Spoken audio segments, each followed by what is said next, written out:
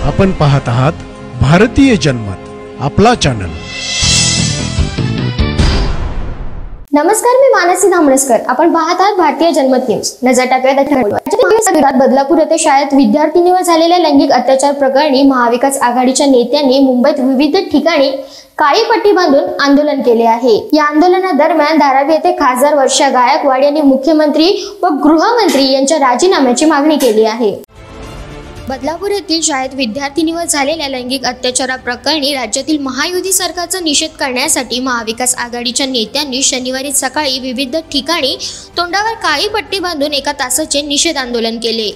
काँग्रेसच्या मुंबई अध्यक्षा वर्षा गायकवाड यांनी मुंबईत धारावी व नागपाडा जंक्शन येथे आमदार भाई जगताप यांच्या नेतृत्वात, परळ येथे तर राष्ट्रवादी काँग्रेसच्या मुंबई अध्यक्षा राखी जाधव यांच्या नेतृत्वाखाली राष्ट्रवादी प्रदेश कार्यालयासमोर आंदोलन करण्यात आली।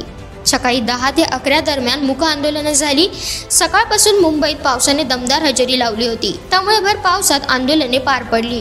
धारावी येथे आंदोलनात खासदार वर्षा गायकवाड यांनी मुख्यमंत्री व गृहमंत्री यांनी राजीनामा द्यावा अशी मागणी केली। महाराष्ट्राला लाडकी बहीण योजना नाही तर सुरक्षित बहीण योजना पाहिजे असे फलक निदर्शकांच्या हाती होते।